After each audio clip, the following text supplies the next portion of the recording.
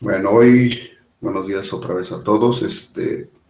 Vamos a revisar una serie de conceptos que tenemos que manejar para poder entender un poquito mejor lo de la patología general. Y cualquier duda que tengan acerca de alguno de estos, me lo hacen saber. Y no importa que me interrumpan.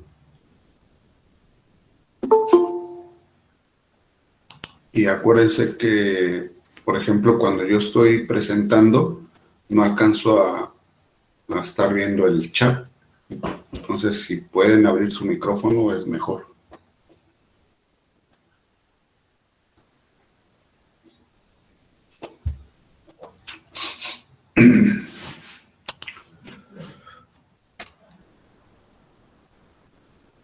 Bueno, la semana pasada estuvimos viendo un concepto que se llama homeostasis, ¿no? Ya estábamos viendo qué es la homeostasis, es todos aquellos actividades o mecanismos que tiene el organismo, ¿sí? Fisiológicos y anatómicos para poder mantener las constantes fisiológicas dentro de unos rangos de referencia.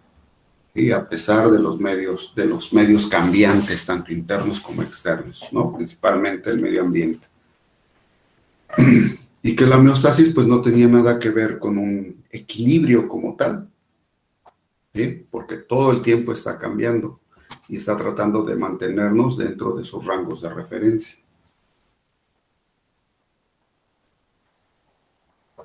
Ahora, cuando estos rangos de referencia, ¿sí?, son evaluados generalmente por un clínico, ¿sí?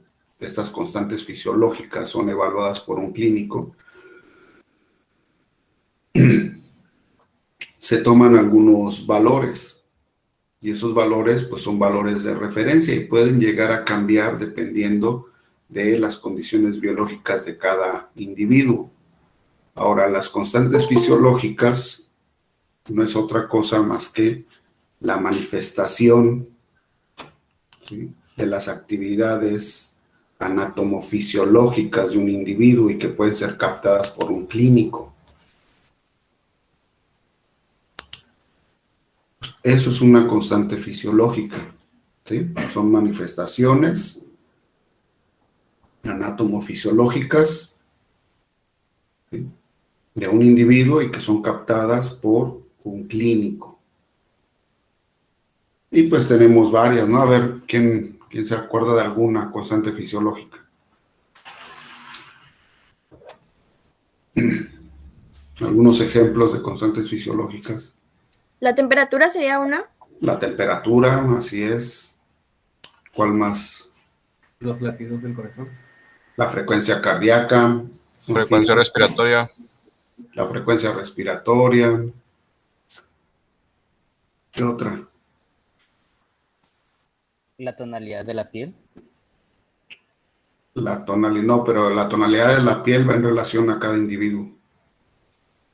Esa no es una constante ¿Producción de orina? La producción de orina también es una constante fisiológica. La presión arterial. La presión arterial. ¿Qué más me dijeron ahí? Oxigenación. En sangre. La oxigenación, últimamente se toma mucho en cuenta, ¿sí? La presión parcial de oxígeno, así es. pH en orina. El pH ya sí puede llegar a ser una constante, pero son ya mucho más específicas, ¿sí? ¿El peso? El peso no es una constante. Ok. No es, el peso de un individuo varía mucho.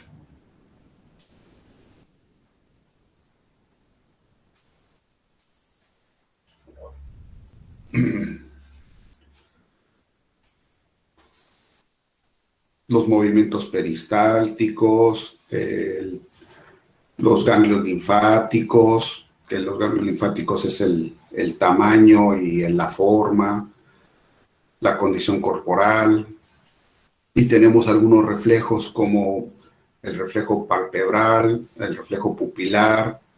En el caso de los animales, nosotros revisamos el reflejo tusígeno, el reflejo de glutorio, el reflejo de rascado, el reflejo de amenaza, y así, ¿no? Aproximadamente hay unas 25 constantes fisiológicas. Y bueno, cuando una persona es clínico, ¿sí? Cuando hay un médico clínico, ¿sí? Y revisa estas constantes fisiológicas y las encuentra dentro de los rangos de referencia, ¿sí?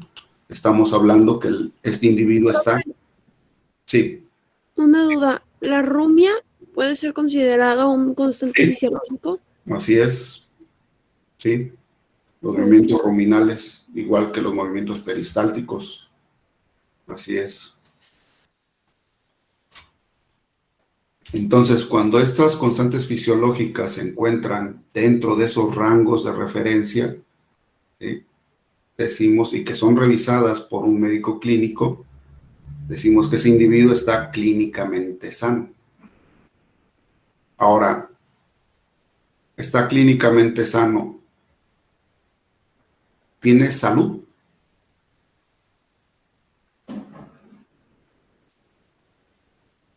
Pues sí, ¿no? Si es clínicamente sano, me imagino que... No a fuerzas puede no estar necesariamente sano, o sea, puede estar dentro de los rangos normales de las constantes fisiológicas, pero puede padecer otros padecimientos. Por ejemplo, no se puede tener algún músculo desgarrado, puede tener alguna pata rota, puede tener algo mal físicamente y eso no afecta tanto, por decirlo de alguna manera, a las constantes fisiológicas.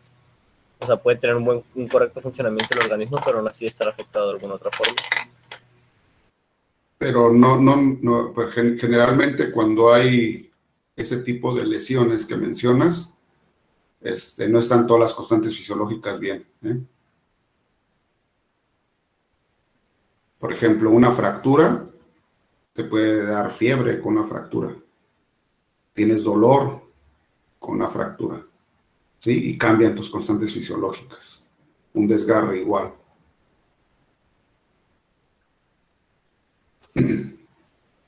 Profe, pero sí hay médicos que te dicen, por ejemplo, bueno, lo que estamos viendo ahorita, clínicamente usted está sano, pero todavía no logro saber por qué, no sé, por qué se desmaya de repente, cosas así. Así es, sí. Una de las cuestiones aquí, en las cuales nosotros no podemos decir que está sano, que tiene salud un individuo, es porque ese es el concepto de salud, de acuerdo a la Organización Mundial de la Salud. Es el estado de completo bienestar físico, mental y social, y no solamente la ausencia de afecciones o enfermedades. ¿Sí? Por ejemplo, una enfermedad generalmente te afecta en el bienestar físico, ¿no? Pero ¿qué pasa con el mental y social? No necesariamente tienes algún problema mental o social, ¿sí? Cuando tú revisas a un paciente y dices clínicamente sano, no sabes cómo está lo mental y lo social. Y entonces, si nosotros nos basamos en este concepto de salud, de acuerdo a la OMS, pues es muy difícil decir que un animal está sano, ¿sí? Que tiene salud. ¿sí? Nosotros como clínicos, cuando lo revisamos y checamos sus constantes, únicamente podemos hablar de que está clínicamente sano, ¿sí? Ahora, también influye dentro de los animales para determinar esta parte de lo mental y lo social, influye mucho lo que nosotros últimamente conocemos, o tenemos que manejar, que se conoce como bienestar animal. Y la OIE, ¿sí? Saca el concepto del bienestar animal y nos dice que es el estado físico y mental en relación a las condiciones en las que vive y muere un animal. El estado físico y mental en relación con las condiciones en las que vive y muere un animal. ¿Sí? Y nos saca 5 principios que debemos nosotros de valorar en un individuo, en un animal, para saber si tiene bienestar animal. Y un animal entonces debe de estar libre de hambre, de sed y de desnutrición, libre de temor y de angustia, libre de molestias físicas y térmicas, libre de dolor, de lesión y de enfermedad, y libre de manifestar un comportamiento natural.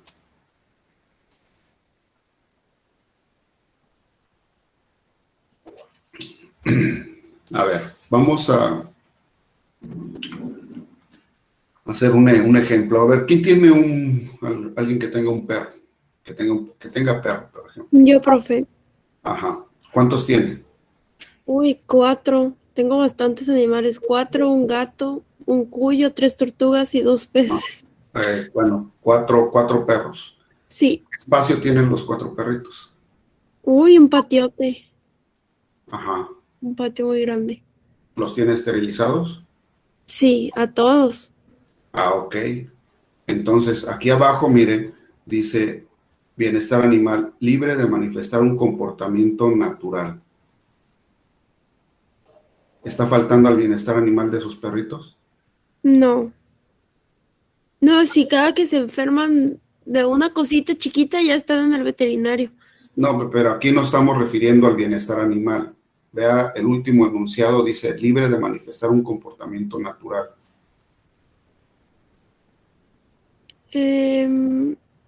Pues no pueden, Manifestar un comportamiento natural de reproducción. pues no tienen bienestar animal. ¿Sí? No. Ajá. Sí, aunque nosotros estemos, por ejemplo, pues los tenemos bien y todo, pues hay algunas cuestiones de este tipo que es bien difícil que nosotros podamos llegarlas a tener, ¿sí? Por ejemplo, libre de molestias físicas y térmicas, ¿sí? Físicas y térmicas. ¿Ustedes creen que, por ejemplo, aquí en La Paz, ¿sí?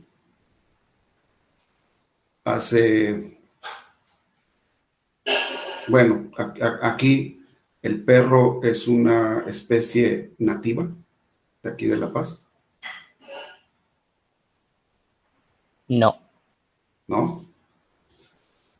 Y entonces, por ejemplo, si no es el perro, si no es una especie nativa de aquí, pues lo más lógico es que el clima sea un determinante de qué especies debe de existir aquí, porque tenemos una temperatura pues muy elevada, ¿no? Entonces, si somos muy rigurosos, ¿deberían de existir perros aquí en La Paz?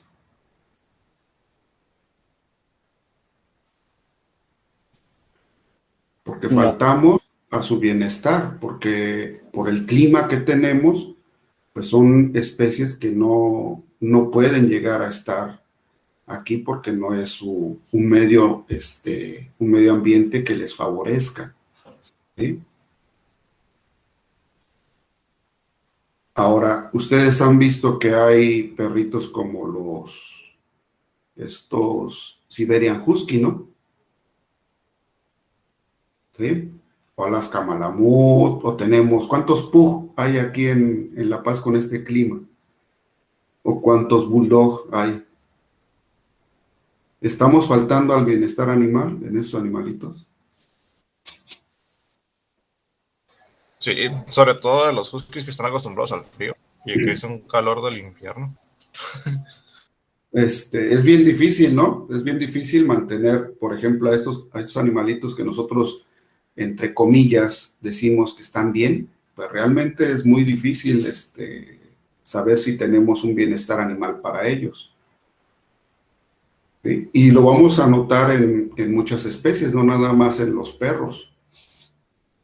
Por ejemplo, en el ganado, si nosotros tenemos aquí, por ejemplo, en las vacas, tenemos vacas criollas que resisten muy bien las temperaturas, pero yo quiero tener una mejor producción, ¿sí? De leche o de carne, y llegan aquí otro tipo de animales con una carga genética pues más favorable a la producción, pero el calor las va a estar, pues, los va a poner en un conflicto, y este conflicto que tienen para termorregularse, ¿sí? Va a hacer que se puedan llegar a enfermar más fácil. ¿Sí? Entonces, es complicado lo del bienestar animal, pero son cuestiones que nosotros tenemos que empezar a observar de cómo los tenemos a los animales. ¿Sí? Por ejemplo, ustedes han visto que a los perros y a los gatos los esterilizan, ¿no? Así como decía su compañera, los esterilizan. Con la esterilización engordan los perros y los gatos. Un chorro. Depende, ¿no? Entonces, sí, hay algunos que no, pero la gran mayoría sí, porque las hormonas, por ejemplo, las hormonas de la reproducción, ¿sí? Como los estrógenos y la testosterona, nos ayudan a remover lípidos. Al no existir ellos o existir una baja producción en el cuerpo, los lípidos no empiezan a removerse para producir energía. Y entonces empiezan a ganar peso, ¿sí? Acúmulo de lípidos. ¿Eso es desnutrición?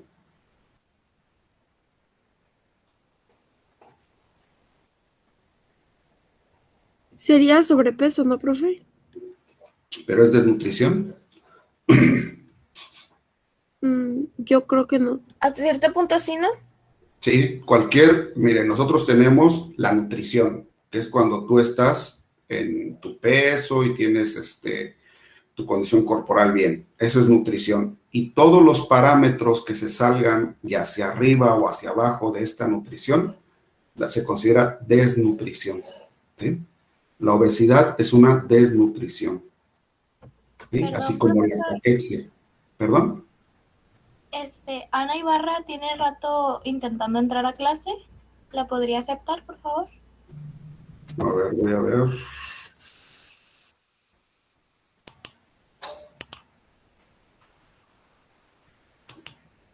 Ahí está. Ok. Gracias. Profe, Ajá. sobre Sí. eso del clima, había escuchado algo, no sé qué tan cierto, de que el perro se va acostumbrando dependiendo de la generación, ¿no? Como si llega un husky desde, pues, Siberia, desde lugares fríos, tarda como 5 o 6 generaciones a acostumbrarse al clima.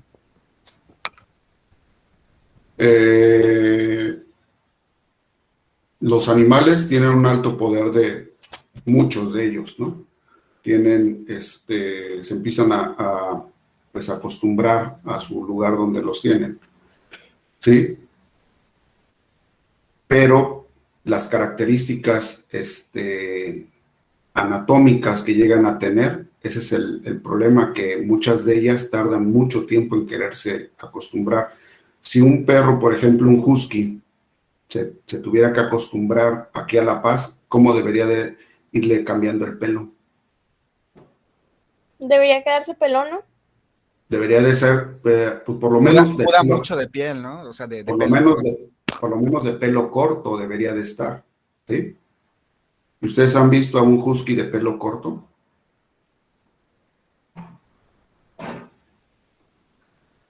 Aquí en La Paz. Entonces, ¿ustedes creen que esas características anatómicas van a cambiar en 5 años? O en 5 generaciones, perdón, como dice su compañero.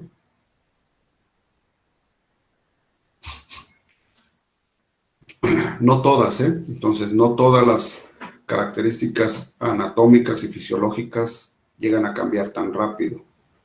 Por ejemplo, ustedes han visto la dentadura de los perros, ¿sí? ¿Cómo son sus dientes? ¿Cómo son los dientes de los perros? Independientemente de la edad. ¿Cómo? ¿De la forma o cómo? Sí, de la forma, sí. Pues son Pues- más filosos, ¿no? Como que, o sea, tienen como Tienen como una forma de uveas. de cuña. Terminan en punta, ¿no? Sí. En punta, todos terminan en punta. Pero ya no No están tan filosos o tan fuertes como antes, ¿no? Que antes eran como muy fuertes porque tenían que comer. Pero terminan en punta, no tan filosos, a lo mejor se van desgastando con el tiempo, pero siempre han estado igual de filosos, ¿sí? Pero terminan en punta, esa es una característica muy especial, y terminan en punta porque están hechos para desgarrar carne, ¿sí? Y no nada más carne, sino vísceras. Y entonces eso les confiere a estos animales que puedan llegar a consumir cierto tipo de alimento, ¿sí? Por ser depredadores y por ser carnívoros no estrictos, pues pueden llegar a consumir presas, ¿sí? Por la característica que tienen de sus dientes. Nosotros los alimentamos con croquetas. ¿Cuánto tiempo llevamos alimentándolos con croquetas? Años. 5 generaciones. Más, ¿no? ¿Y por qué no se han adaptado y cambiado la forma de sus dientes? Porque a veces les combinamos, ¿no? No, porque son características anatómicas que no van a cambiar tan fácil, ¿sí?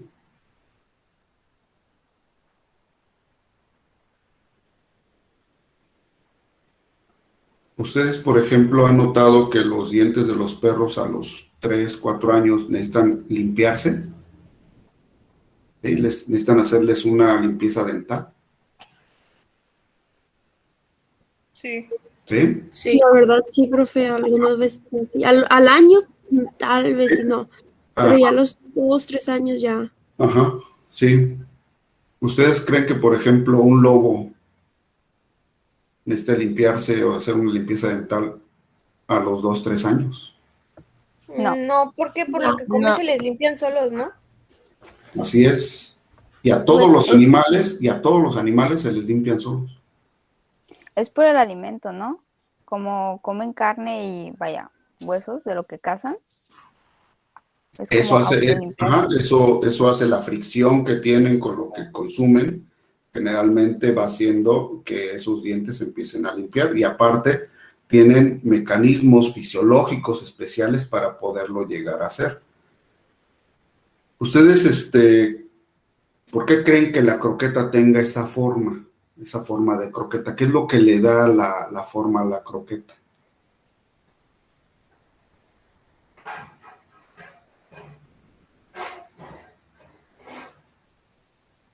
¿Cómo? O sea, ¿Cómo? Sí, o sea, ya ven que las croquetas tienen figuritas y aparte son pequeñas, no se revuelven todas las croquetas. ujú. ¿Verdad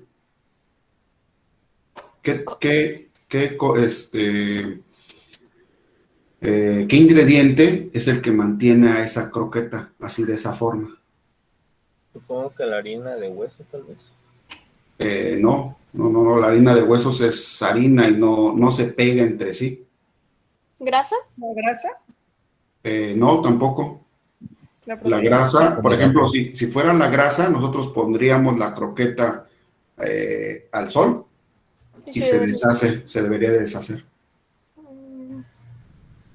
No sé, no tengo idea. Son los carbohidratos. ¿Gelatina? Son los carbohidratos. Ustedes han puesto un pan a la intemperie. ¿Cómo se hace el pan? Se pone duro. Duro, igual que las croquetas. Entonces, las croquetas tienen carbohidratos. Por ahí, a lo mejor en alguna ocasión les mencionaron en fisiología, el doctor Rafael, que los carnívoros tienen algo en particular en cuestión de enzimas digestivas con respecto a otros animales, ¿no? ¿Qué les falta a los carnívoros en su saliva?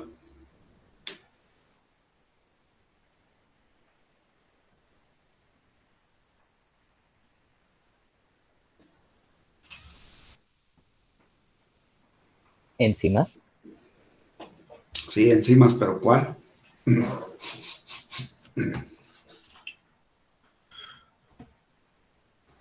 ¿Enzimas para qué estamos hablando? ¿De carbohidratos? ¿Amilasa? Enzimas digestivas. Les falta la amilasa, así como dice su compañera. Que otras especies, por ejemplo, los rumiantes, sí tienen mucha amilasa salival. Nosotros tenemos amilasa salival. Pero los carnívoros, ¿sí? Y carnívoros no estrictos, no tienen amilasa salival. Y nosotros les damos croquetas. Y esas croquetas, ¿sí? Tienen una gran cantidad de carbohidratos que son muy adherentes. Y esa adherencia que tienen esos carbohidratos, pues les permite, como no hay una amilasa salival que corte los enlaces de esos carbohidratos, se adhieren a los dientes. Y esto empieza a generar lo que nosotros conocemos como placa dentobacteriana, ¿sí? Y es por eso que los perros pueden llegar a tener esta placa y sarro a muy temprana edad. Ahora, entonces,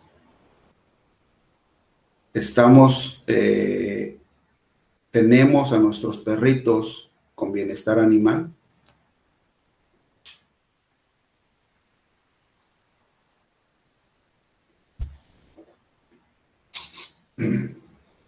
¿Sí o no? Pues ya con todo lo que mencionamos, no creo. Pues dependería de la calidad de las Mal dueño. croquetas también, ¿no? ¿De la calidad qué, perdón? De las croquetas, De las croquetas, todas tienen carbohidratos. pero unas tienen más que otras. Así es, pero todas tienen. Y al final todas les van a sacar problemas dentales a los perros.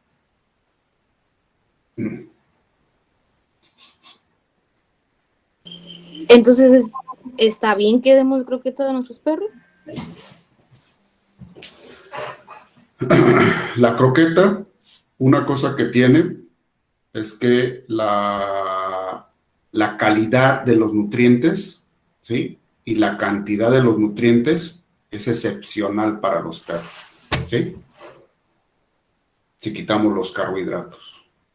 Es el mejor alimento, nutricionalmente hablando. Ahora, ¿cómo se lo vamos a disponer? Ese es el detalle, es el problema.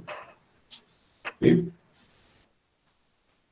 ¿Cómo se lo estamos dando? Ese es el problema. Las croquetas están hechas para que sean masticadas y los perros y los gatos deberían de tragar. ¿Sí? No tienen dientes para poder masticar porque los dientes terminan en punta.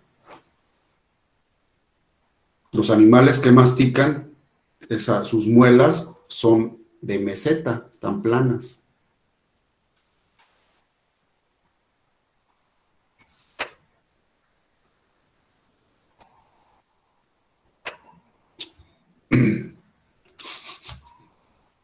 Bueno, ¿qué deberían de consumir los perros?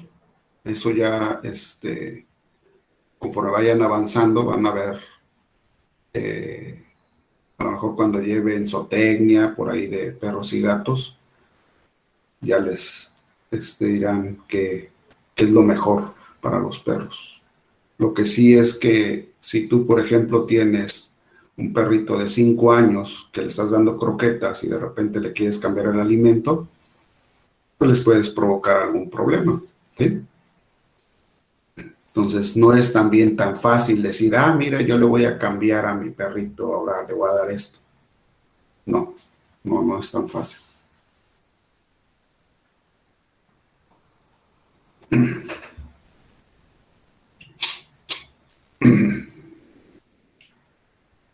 Bueno, entonces, ¿alguna duda con esto del bienestar animal?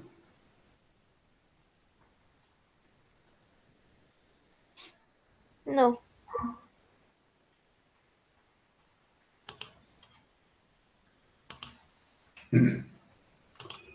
Bueno, entonces, si nuestras constantes fisiológicas que revisamos se encuentran fuera de rango, ¿sí? Si tenemos, por ejemplo, un paciente, un individuo que debe de tener 36 de temperatura y lo checamos y tiene 39, pues ya está fuera de rango. Y entonces esa constante fisiológica automáticamente se vuelve en un signo clínico, ¿sí? La constante fisiológica era la temperatura corporal. Y si está fuera de rango, nosotros estamos hablando de un signo clínico que lo conocemos como fiebre, ¿sí? Y así todas las constantes fisiológicas pueden llegar a cambiar de nombre, ¿sí? Cuando están fuera de rango. Y lo que nosotros siempre estamos buscando en un paciente es esos signos clínicos. Ahora, los signos clínicos nos dicen algo. Cada uno de los signos clínicos tiene una interpretación. Y ahí se nos empiezan a complicar las cosas. Primero, para poderlos encontrar, ¿no? Para poder encontrar esos signos clínicos es algo complicado. Y después, cada signo clínico tiene una interpretación, nos está diciendo algo. Entonces, ¿qué creen que sea un signo clínico? Si ya les dije el concepto de constante fisiológica, ¿qué es un signo clínico?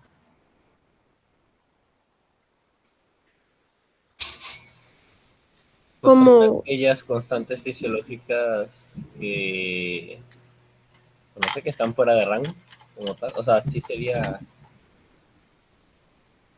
¿Qué es una constante fisiológica? Es una manifestación anatomofisiológica de un individuo. Ajá. ¿Y entonces qué es un signo clínico? ¿Como algún tipo de manifestación que podemos observar nosotros?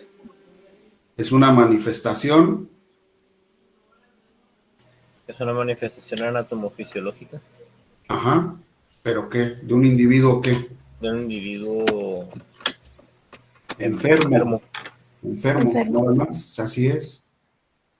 ¿Por qué? Pues porque se salió de rango esa constante fisiológica.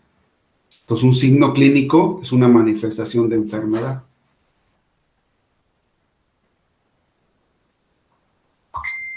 ¿Sí? Ahora, ¿detectada por quién? Pues por un clínico, ¿no? Y aquí surge algo muy, pues muy, digamos, lo que, que todos nacemos con él, pero que no sabemos cómo utilizarlo. Y cuando sabemos cómo utilizarlo, ¿sí? Lo conocemos como ojo clínico. ¿Qué es el ojo clínico?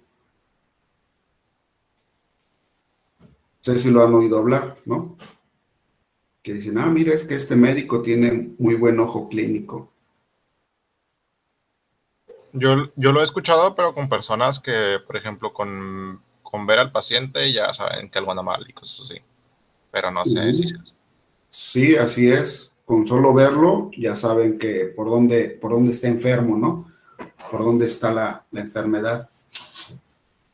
Es el ojo clínico.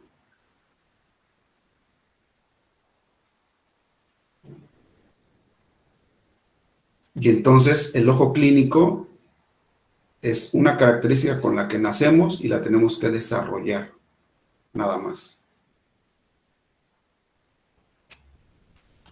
Ahorita más adelante vamos a hablar un poquito más de él.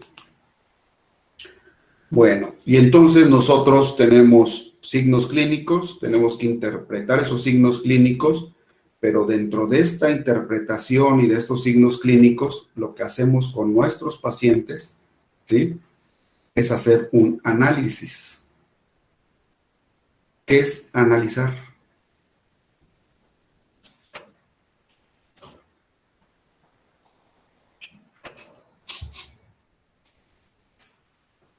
¿Qué es analizar?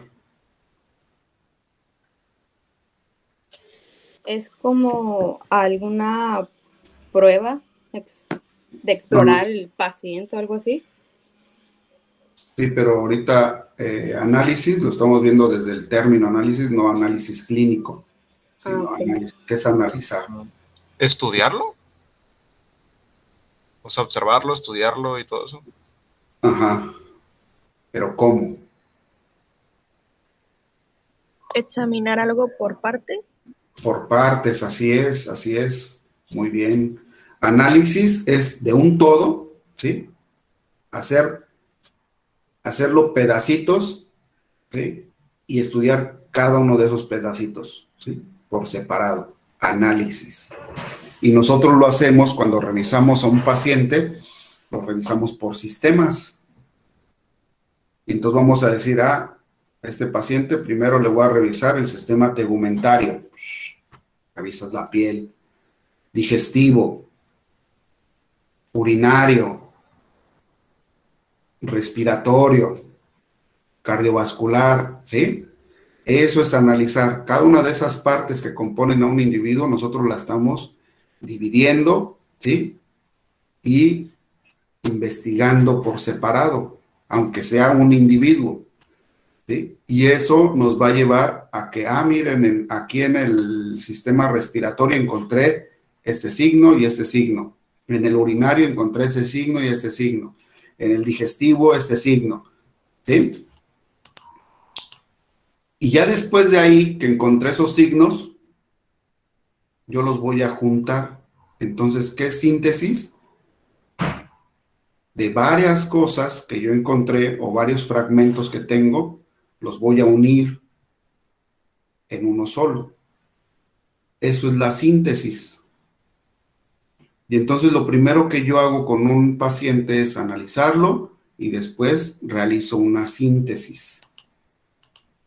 Y la síntesis, pues es la enfermedad. ¿Sí?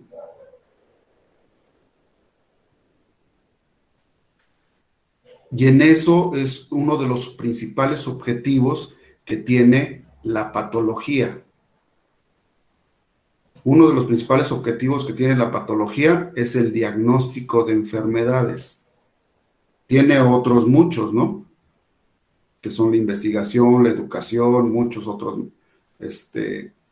objetivos. Pero uno de los principales objetivos de la patología es el diagnóstico de enfermedad. ¿A qué enfermedad nosotros estamos, con la cual estamos tratando? ¿Qué enfermedad es la que tiene ese paciente? ¿Por qué se murió ese paciente? ¿De qué enfermedad se murió? Entonces, el diagnóstico de las enfermedades es el principal objetivo de la patología.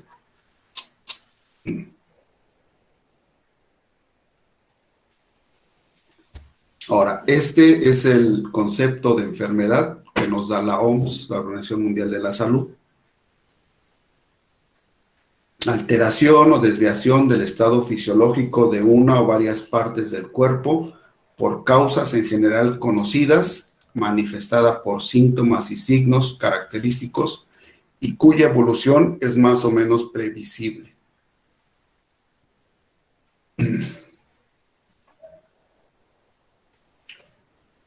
Bueno, entonces si analizamos el concepto de enfermedad, ¿sí?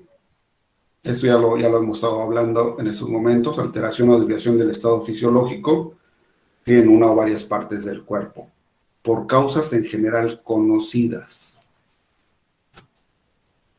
¿Qué quiere decir esto?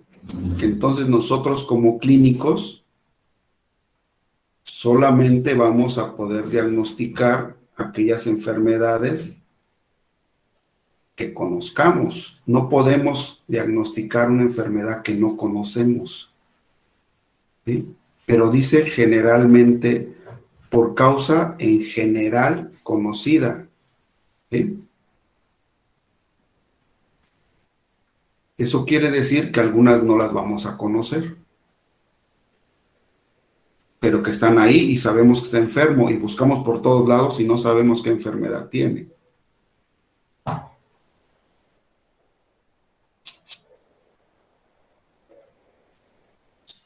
Y entonces, para esas enfermedades que sabemos que están, pero que todavía no encontramos la causa, se llaman enfermedades idiopáticas. ¿Sí?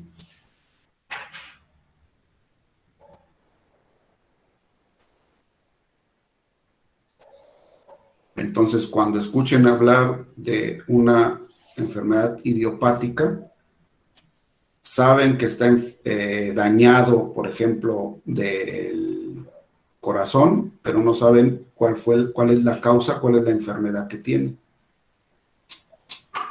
Yo lo más común con eso, profe, que escucho yo es la arritmia idiopática.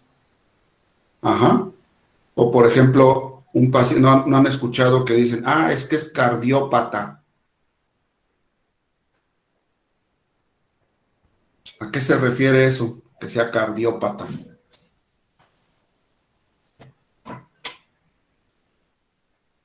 Que esté enfermo del corazón, pero no sabemos qué enfermedad tiene, cuál fue la causa. Que padece alguna enfermedad del corazón.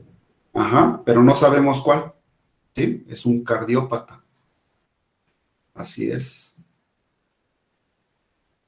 ¿Sí? Entonces, una enfermedad idiopática es aquella que no conocemos cuál es el nombre de esa enfermedad que causó esa alteración. Y entonces también, eso es algo importante, todas las enfermedades que conocemos, ¿sí?, que nosotros ya estudiamos de ellas, las podemos diagnosticar. Aquellas que no conocemos, no las vamos a poder diagnosticar. ¿Sí? Entonces, eso es algo importante porque, entonces, ¿qué haces tú cuando estás en un lugar, ¿sí?, y dices, mira, es que yo quiero ser clínico, ¿sí?, quiero ser veterinario clínico y estoy aquí en La Paz? ¿Qué es lo primero que debo de conocer? Las enfermedades. ¿Cuáles?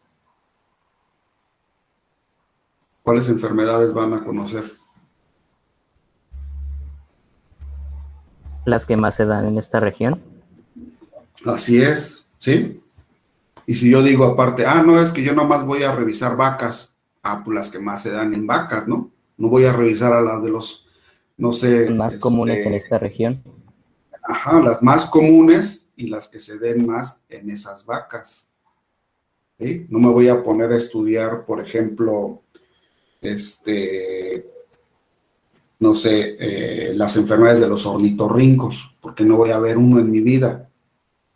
¿Sí?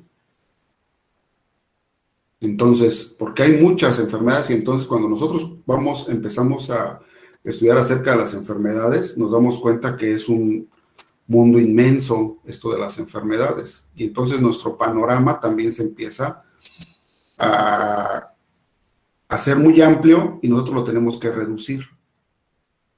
Y entonces tenemos que estudiar mucho mejor o estudiar muy bien las enfermedades que se generan en la zona donde estamos nosotros.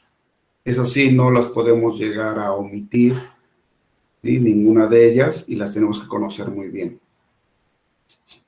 Después ahí viene otro párrafo que dice manifestada por síntomas y signos. ¿Qué son los síntomas y qué son los signos? ¿Qué han oído hablar de ellos? Ya hablamos de los signos, manifestación de enfermedad. Los síntomas que son igual una manifestación, pero solo el paciente puede pues decirlo.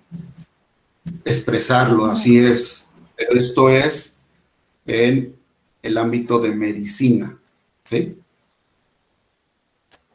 de medicina y específicamente solo en algunos países,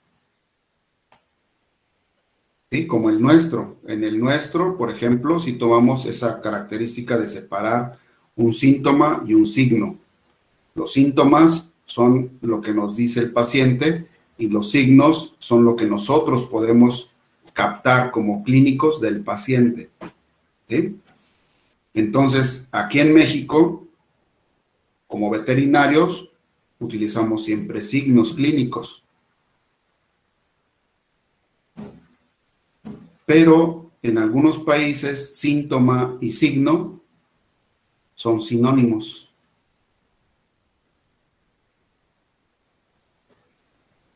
Y hay algunos veterinarios, colegas, por ejemplo, de Venezuela, de América Latina principalmente, ¿sí? Que utilizan síntomas. En Cuba también se utilizan síntomas. ¿Por qué? Porque síntomas y signos, ¿sí? Nosotros lo podemos llegar a traducir como señales. Y entonces, si son señales, cualquiera de los dos, está bien ocuparlo, pero en el caso de México lo dividimos. ¿Sí? Decimos, bueno, si nosotros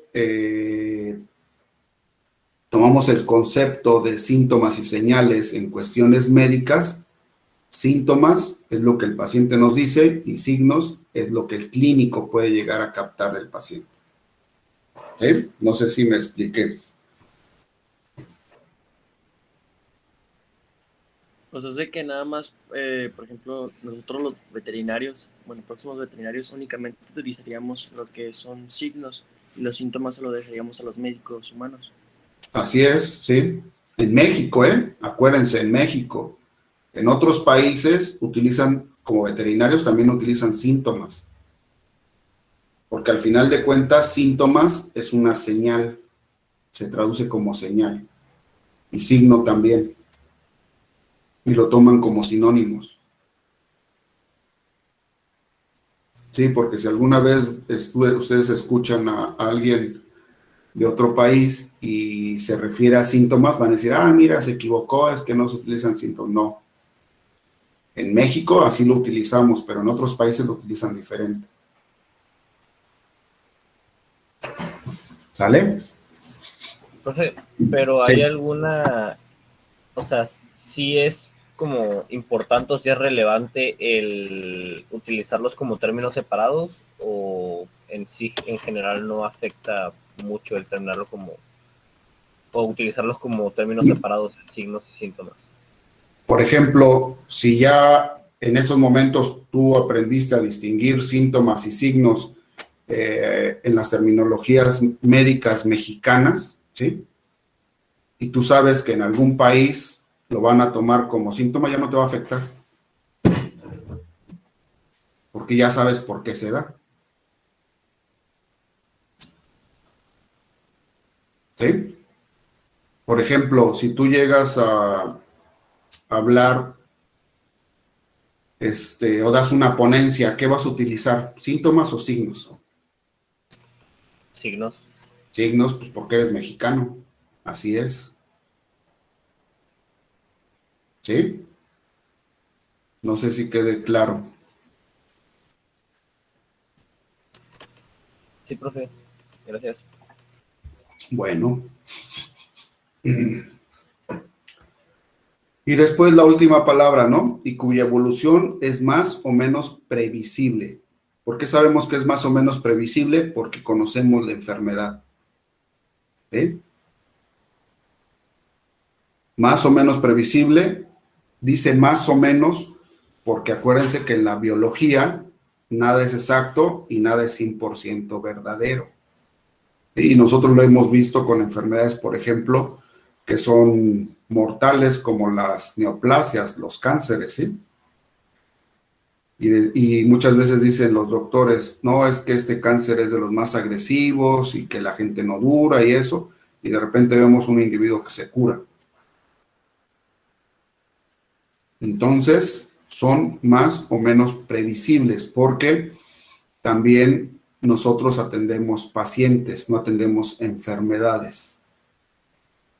¿Sí? Y cada paciente responde diferente a las enfermedades.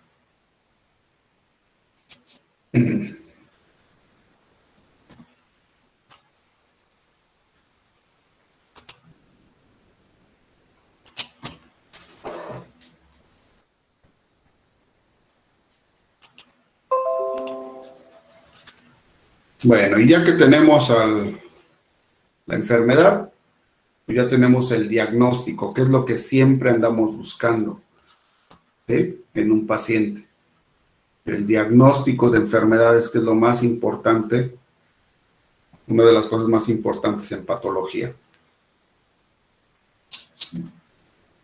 ¿Hasta aquí tienen alguna duda? Básicamente de los conceptos que manejamos.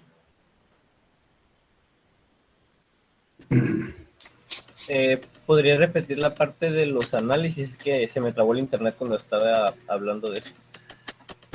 Nosotros, por ejemplo, tenemos signos clínicos y esos signos clínicos los vamos a obtener a través de un análisis. Y el análisis es, nosotros tenemos un paciente y ese paciente lo tenemos que dividir en partes para estudiar mejor cada parte de ese paciente, ¿sí? Y lo dividimos principalmente por sistemas. Eso es analizar. ¿Vale? Okay, y ya después que haces el análisis, ya que lo malo que encontraste, lo juntas, todo eso malo, ¿sí? Que son los signos clínicos, y haces una síntesis. Y ya teniendo esa síntesis, esa te va a dar el nombre de la enfermedad. Ok, perfecto. Muchas gracias, profesor. ¿Sí?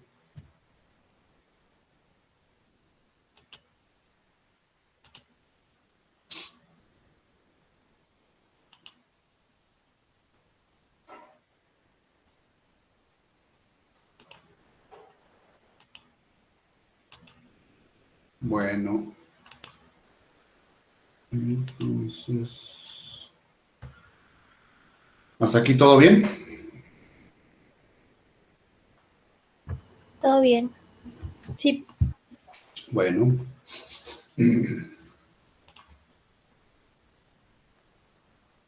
Bueno, y entonces también nosotros estábamos, o habíamos comentado que tenemos las ciencias básicas y las ciencias clínicas. Y la materia que nos va a hacer el puente entre estas ciencias básicas y las ciencias clínicas, pues es una de ellas es la patología. ¿Sí? Y la patología se empieza a realizar, porque acuérdense, la patología estudia las enfermedades, los cambios anatomofisiológicos de un paciente enfermo, y para hacer eso, pues necesitamos métodos. Y esos métodos que tenemos a la mano se llaman métodos propedéuticos.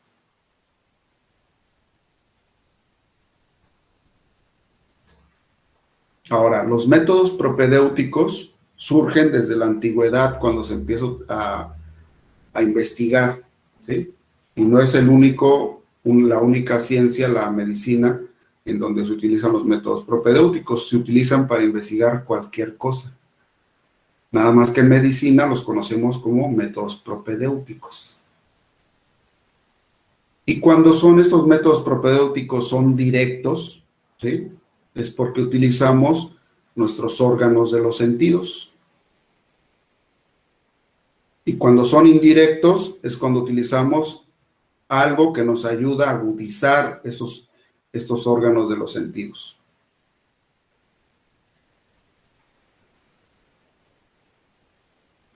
Uno de los métodos propedéuticos más antiguos es la inspección. Sí. Creo que podría volver a repetirlo, por favor. ¿De qué repito? Lo de los métodos propedéuticos. Hay métodos propedéuticos directos, que es a través de los órganos de los sentidos, y métodos propedéuticos indirectos, en donde ocupamos algún instrumento o algún equipo para poder captar eso que queremos encontrar a través de nuestros órganos de los sentidos.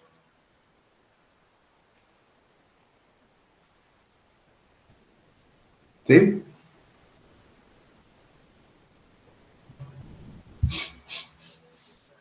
Listo, gracias.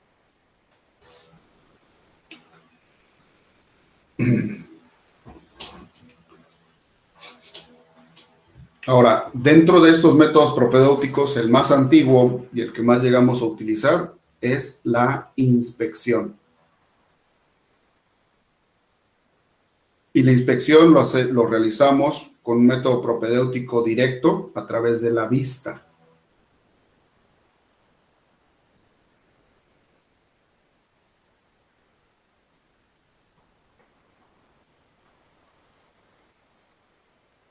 Ahora, ¿qué diferencia habrá entre inspección y ver?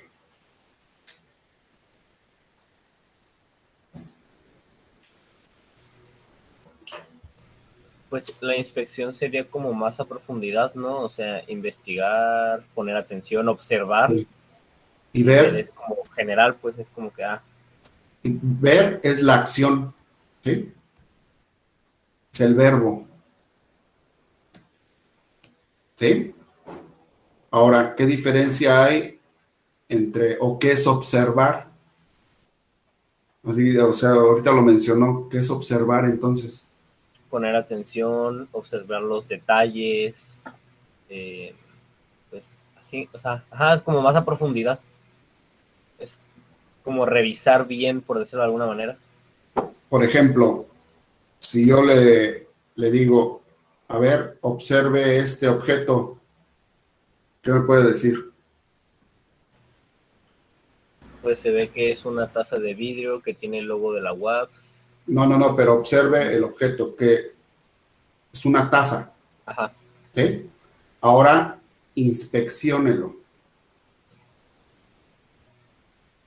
Ok, pues ahora sí sería, pues no, pues es de vidrio, está pintado con el logo de la UAPS, tiene diferentes colores. Pues en su interior, ¿no se alcanza a ver el interior? Más arriba, pues es café. Así es. ¿Sí? Entonces, esa es la diferencia entre observar e inspeccionar. ¿Sí? Entonces, ¿qué hacemos nosotros con un paciente? ¿Lo observamos o lo inspeccionamos? Inspeccionamos. Inspeccionamos, ¿no? ¿Sí? Y entonces, para inspeccionar un paciente, pues requerimos de tiempo y requerimos también de ser muy meticulosos a la hora de que estamos, de lo que estamos haciendo. Y una de las cosas que a veces menos tenemos cuando estamos revisando un paciente, pues es el tiempo, ¿sí? Tenemos poco tiempo para hacer todo este proceso de encontrar esas enfermedades. ¿Cuánto creen que al cuánto tiempo después de que llega un paciente, el dueño se empieza a pensar, no, creo que no sabe nada porque ya se tardó y no me dice nada? ¿Cuánto tiempo? 15, 20 minutos. 15 minutos. A los primeros 5 minutos que no dices nada y que no encuentras nada, ya empieza a dudar. ¿Sí? A los primeros 5 minutos. A los 10 minutos, el dueño te empieza a cuestionar. Y a los 15 minutos agarra a su paciente y se va. ¿Sí? Entonces, realmente el tiempo que tenemos es muy corto. A no ser que tú tengas ya más experiencia y trates de alargar este tiempo lo máximo posible para que tú puedas llegar a inspeccionar mucho mejor al paciente.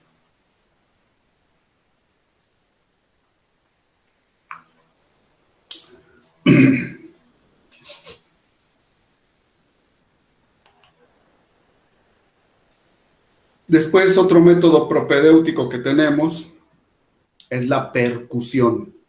¿Sí? Y esto lo hacemos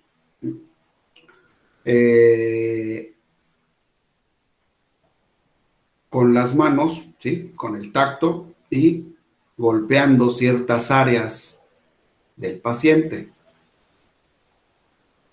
y tratándolo de percibir a través del oído. Entonces también ocupamos nuestros órganos de los sentidos, el tacto y el oído. ¿Sí? Percusión. Vamos a golpear, vamos a hacer pequeños golpecitos. ¿Quién no ha ido al doctor y de repente le hacen percusión en la parte de la espalda para los pulmones, ¿no? Para revisar los pulmones. Esa es percusión, que también lo pueden hacer en el abdomen.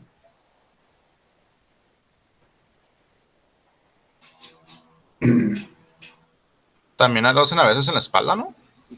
Sí, en la espalda, sí, sí lo mencioné, en la espalda, en el abdomen, principalmente. Después tenemos la auscultación. Y la auscultación la hacemos a través del oído. ¿Sí? La auscultación.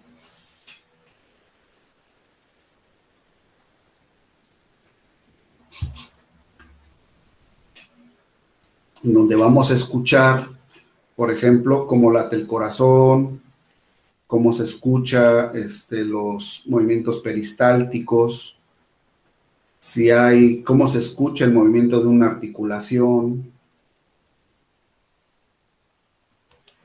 Profe, pero esa de auscultación ya sería una indirecta o seguiría siendo directa. Por ejemplo, todas las directas son con los órganos de los sentidos. Si tú, por ejemplo, te acercas al pecho de un individuo de su lado izquierdo a nivel torácico, ¿sí? Te acercas y escuchas el corazón, es un método propedéutico ¿qué? ¿Directo o indirecto? Directo. Directo. Y si eres un clínico y te pones el estetoscopio y haces la auscultación, ¿cómo es? Indirecto. Así es. Entonces puede ser ambos. Así dependiendo es. a quién lo realice. Así es. Por ejemplo, un médico también se puede acercar en la espalda y escuchar. Está haciendo la auscultación. Y es un método directo. En el caso de la inspección, ¿cómo podemos hacer una inspección? La directa, pues es a través de nuestra vista, ¿no? ¿Sí? A través de los ojos, de la vista. Un método indirecto de inspección, ¿cuál sería? Cuando observan con no me acuerdo el nombre del aparato, pero tiene como una especie de lupa que es para observar las mucosidades de la nariz, el oído y también la boca. El otoscopio, cuando es en el oído. Otoscopio. Cuando es en los ojos, el lente óptico. Pero tenemos otros instrumentos, ¿no? Como el microscopio. Los rayos X, ¿qué son? Método propedéutico, ¿qué? Indirecto. Indirecto. Y de esos que tenemos allá abajo, ¿cuál es? Inspección. Inspección, ¿sí? El ultrasonido. Indirecto. Lo mismo, Indirecto y es de inspección también.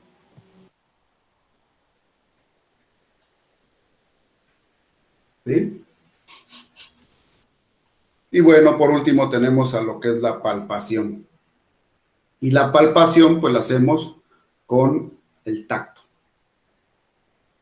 ¿Sí? Un método indirecto de palpación.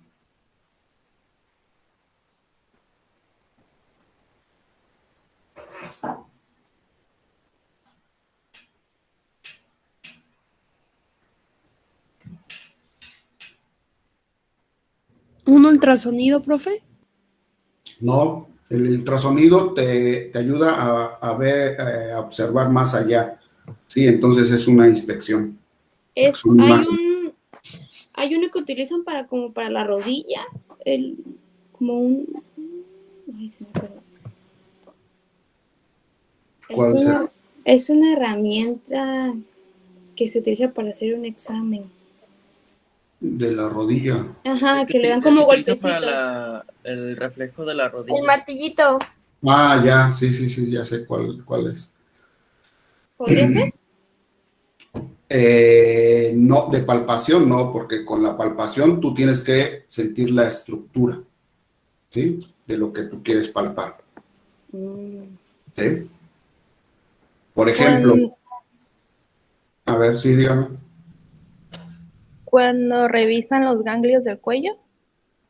Pero eso lo puedes hacer con la mano, eso es palpación, es un método directo. Yo les pregunté, palpación, método indirecto, método propedéutico indirecto de palpación, ¿cómo se hace?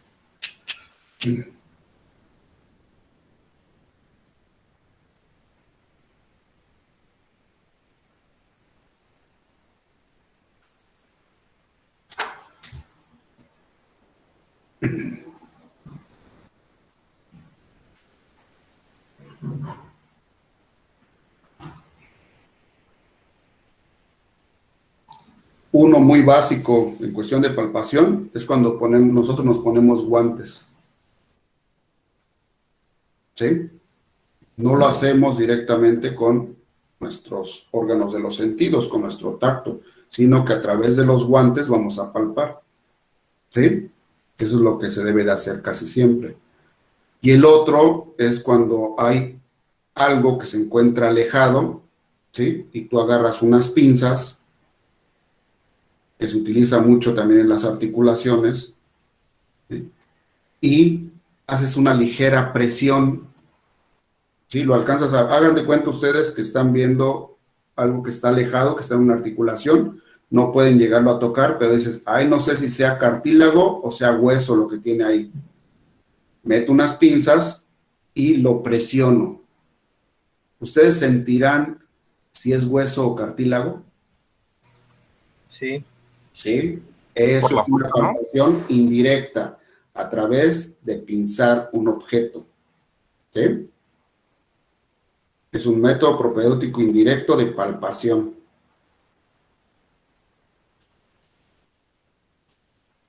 De percusión.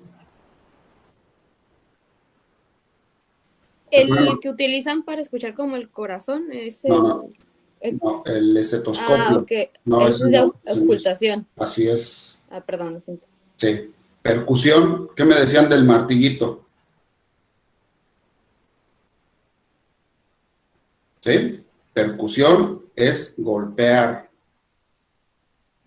Y a través del oído captas el sonido. En este caso no vamos a captar ningún sonido, sino que vamos a ver una respuesta. Pero percusión es lo que hacemos en la rodilla con ese martillito que me estaban diciendo. ¿Sí? Eso es percusión. Y ese es un método indirecto de percusión.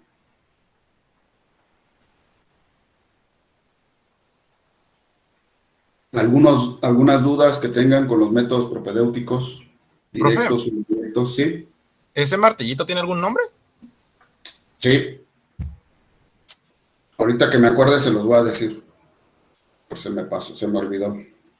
Entonces, profe, la percusión es cuando golpeas con un martillito.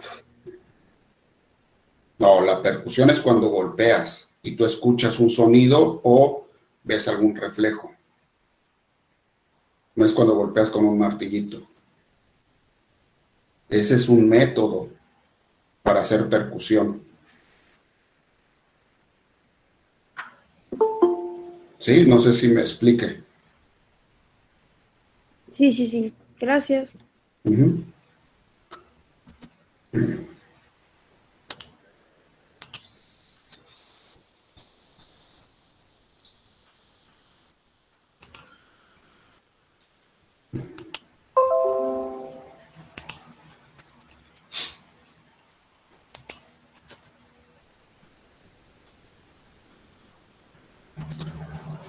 Bueno, estos métodos propedéuticos, ¿sí? Yo los comparo como cuando ustedes ven a una persona que les interesa, ¿no? Por ejemplo, lo primero que hacen cuando los hombres ven alguna muchacha, ¿sí? O una mujer ve a un hombre, ¿sí?, que va pasando por ahí. ¿Qué es lo primero? ¿Cuál es el primer método propedéutico que emplean? Inspección. Inspección. Así es, ¿sí? Inspección. Y si se animan a hablarle, ¿sí?, y ella los saluda, o él los saluda, ¿cuál es el otro método propedéutico que los empieza a enamorar? Percusión. No. Auscultación. Acuérdense que la auscultación es el oído. Imagínense que les habla, ¿no? Auscultación. Y después de hablarle, ¿qué hacen? Lo saludas, ¿no? ¿Sí? La palpación sería. Palpación, ¿sí? Y posteriormente, ¿sí?, ya que entran en confianza, pues empiezan a percutir, ¿no? ¿Sí? Y la percusión, acuérdense que es a través de hacer pequeños toques o golpeteos en algo y recibir una respuesta, que puede ser del oído o puede ser un reflejo.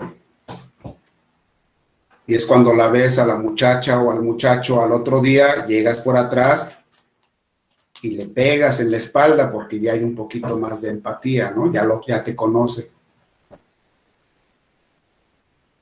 Y posteriormente de todos estos, ¿cuál es el que después se desarrolla más? O quisiéramos, ¿no?, desarrollar más. ¿Cuál creen?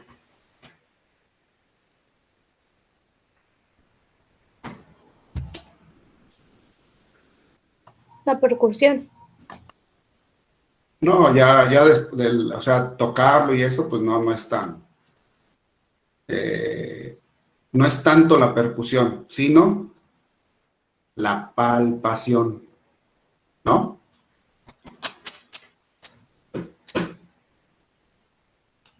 Bueno. Ahora, esta es una pregunta que yo creo que se la han hecho ustedes y nos la hemos hecho todos aquellos que nos queremos dedicar a la medicina. ¿Cómo me puedo convertir en médico?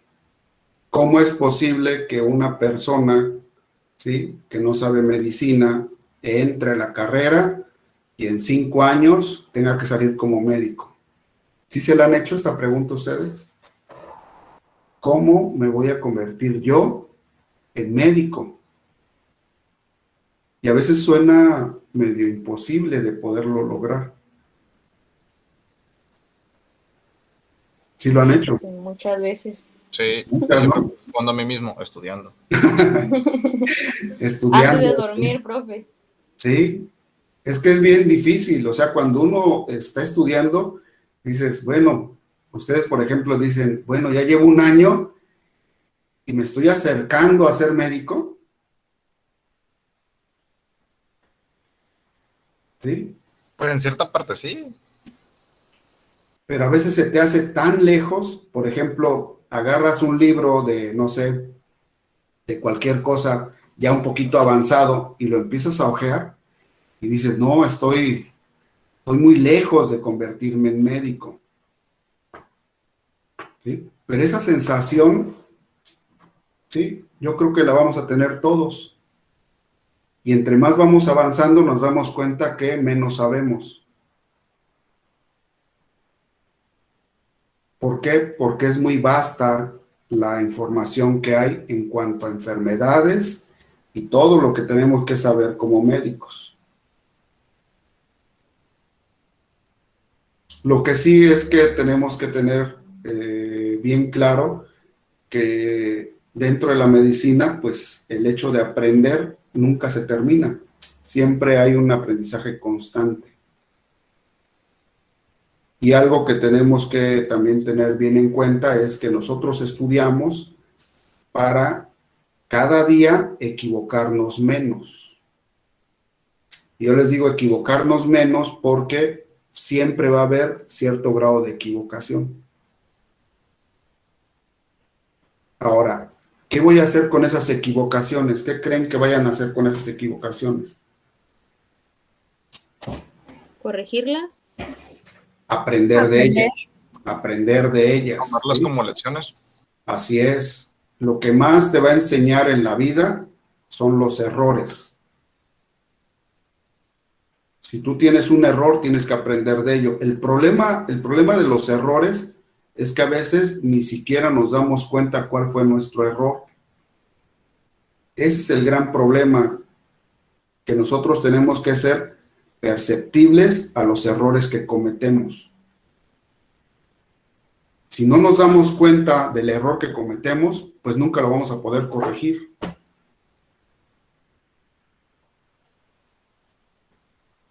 Y la gente exitosa o los médicos exitosos que existen en la actualidad es porque saben corregir problemas. Una persona en cualquier ámbito de estudio o en cualquier ámbito de trabajo que sepa corregir problemas va a ser una persona exitosa. El detalle está en localizar el problema. Para que tú puedas corregir un problema tienes que saber localizarlo. Si no sabes localizar el problema, nunca vas a poder llegar a solucionar el problema.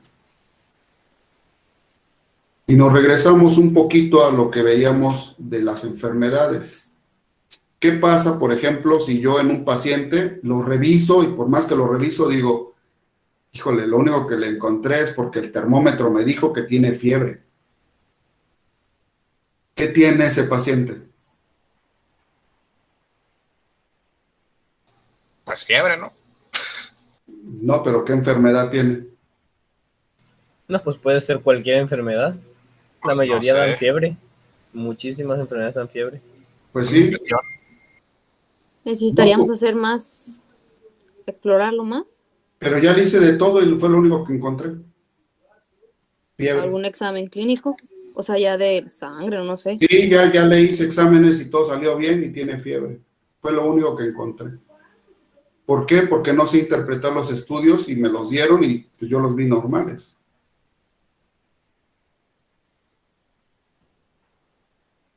Pero ¿qué pasa si yo reviso un paciente y tiene diarrea, dolor abdominal agudo en el abdomen craneal, tiene caquexia, tiene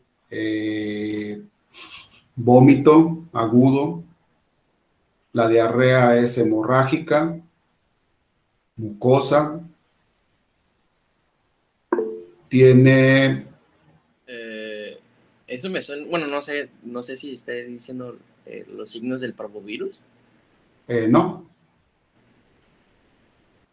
No, pero qué bueno que participó, porque, por ejemplo, cuando nosotros empezamos a distinguir ciertos signos clínicos de una enfermedad, podemos cometer el error, ¿sí?, de decir algo sin haber culminado con la revisión de todo nuestro paciente. ¿Sí? Acuérdense, tenemos que revisar todo el paciente.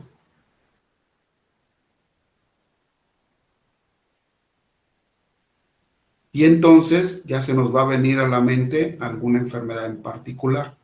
Eso es tener un pensamiento clínico, ¿sí? Un razonamiento clínico, perdón.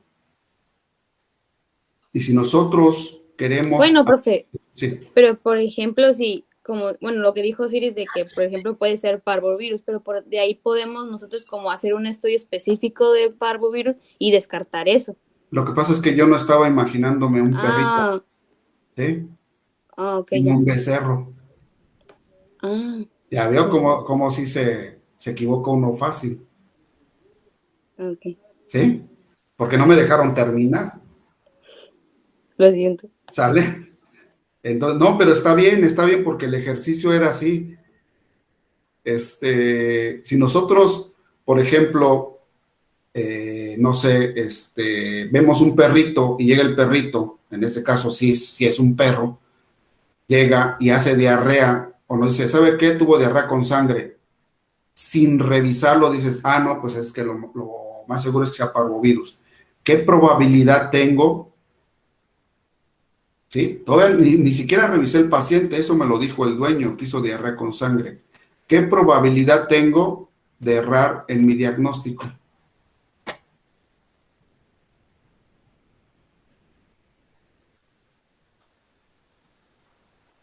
Pues todavía podría ser una probabilidad alta porque sigue habiendo enfermedades que también pueden causar lo mismo. Así es.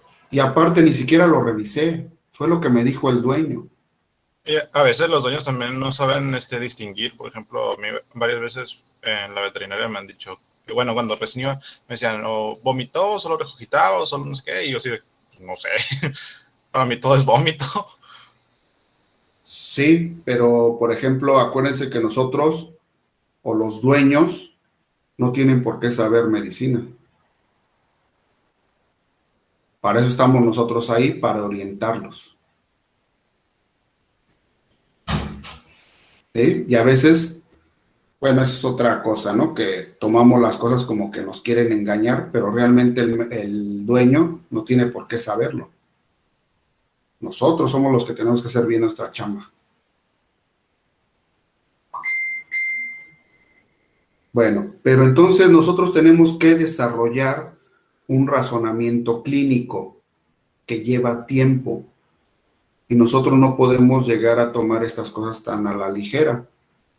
De decir, diarrea con parvovirus tiene ese perrito. No.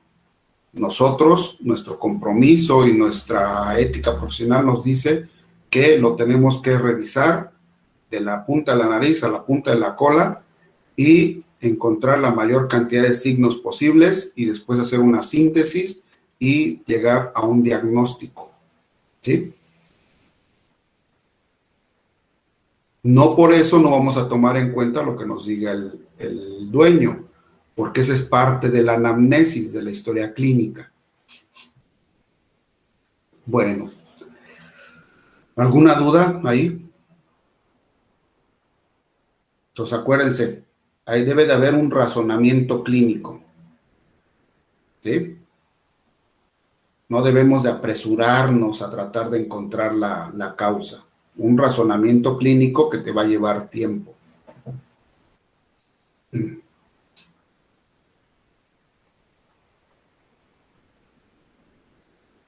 Ahora, hace un momento yo les comenté que todos nacemos con la habilidad de poder distinguir ciertas cosas en un individuo, ¿sí? Y continuar si está enfermo. ¿Por qué nosotros? Pues porque somos el mayor depredador que existe en la Tierra. Y todos los depredadores generalmente nacen con eso. Y les puse esta foto porque, por ejemplo, un guepardo, ¿cómo se da cuenta a qué presa va a capturar? ¿Cómo es que se da cuenta? Va a capturar a la más vulnerable, ¿no? Pero ¿cómo se dio cuenta que es la más vulnerable? Porque estaba sola. Inspeccionando. Así es, inspeccionando. ¿Sí? Y aparte de inspeccionar, él puede leer. ¿Sí? Y puede, puede leer estos cambios que hay en un individuo vulnerable. ¿Sí? Que principalmente son, en el caso de los depredadores, los cambios de comportamiento. ¿Sí? Entonces, un depredador, ¿sí?, nace con eso.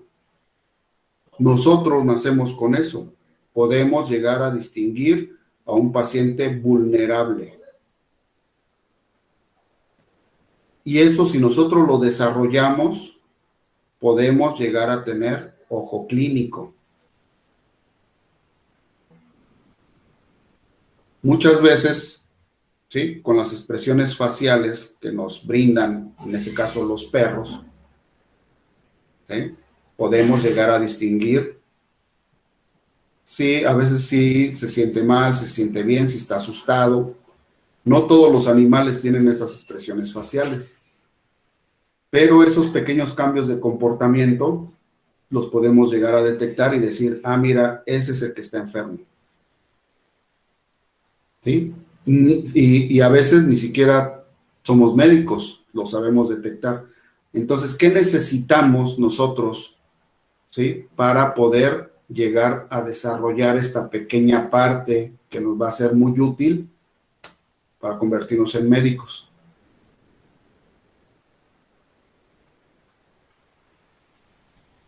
La práctica. La práctica, pero ¿práctica de qué? Los errores. Sí, pero ¿errores de qué? ¿O qué? ¿Qué vamos a tratar de hacer para desarrollar esta parte que ya nacemos con ella?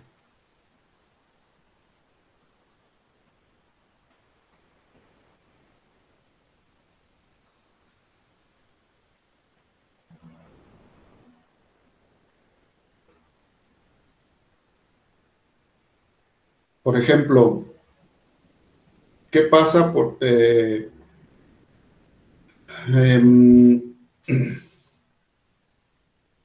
cuando ustedes estaban yendo a la escuela y de repente algo les pasaba, los cortaba su novia, reprobaban un examen y todo, regresaban a su casa y generalmente pues está la mamá ahí. ¿La mamá se daba cuenta de que algo tenían? Sí. Sí, porque Sí. nos ¿Por veían qué? o enojados o ¿Por qué? tristes. Nuestras expresiones Porque, faciales, pues, como nuestras expresiones corporales, nuestro ánimo, cómo hablamos. Así es. Y entonces, ¿qué tengo que hacer yo, por ejemplo, si me quiero dedicar a, no sé, a vacas, a ser clínico de vacas, a la clínica de rumiantes? ¿Qué tengo que hacer? Analizar el comportamiento normal de esos animales. Es lo primero que Para tienen que cuando- hacer, ¿sí?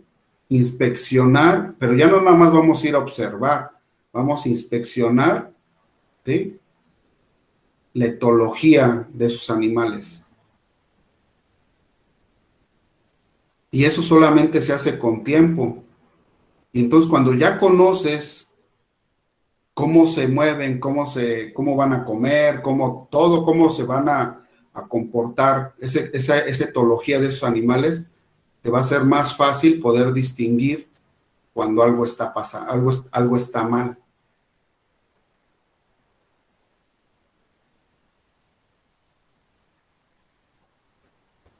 sí, profe, por ejemplo, yo con mis perros, pues, Ajá.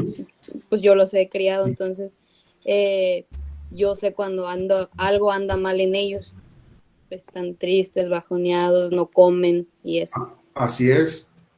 Y entonces cuando pasa eso, tú empiezas a conocer a esa especie, empiezas a conocer su etología, su comportamiento, y cuando hay diferentes tipos de comportamiento, puedes decir, ah, mira, es que algo está pasando aquí, ¿sí?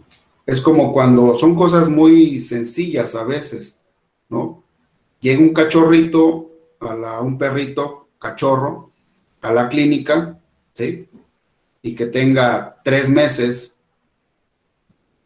ese cachorrito que nunca ha ido a una clínica, pues va a estar jugando, va a querer agarrar todo, va a quererse mover y todo. ¿Qué pasa si hay un cachorrito que te traen de 3 meses y se queda dormido ahí en la mesa?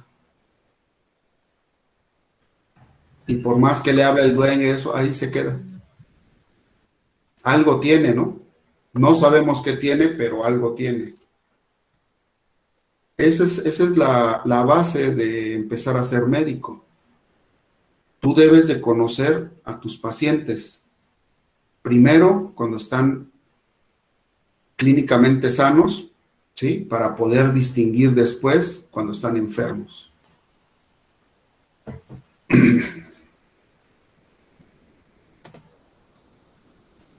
¿Dale?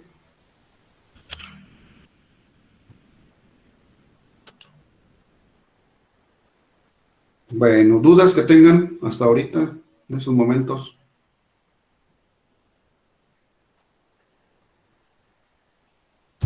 ¿Dudas?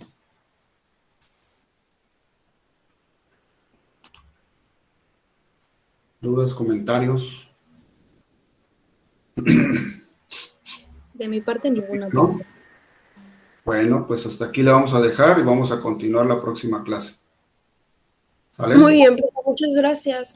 Hasta luego, cuídense. Gracias, Gracias, profe. profe, que tenga buen día. Muchas gracias, profe. Gracias, profe. Gracias, profe. Gracias, gracias, profe. Adiós. Cuídense, adiós. Gracias, profe. Hasta luego.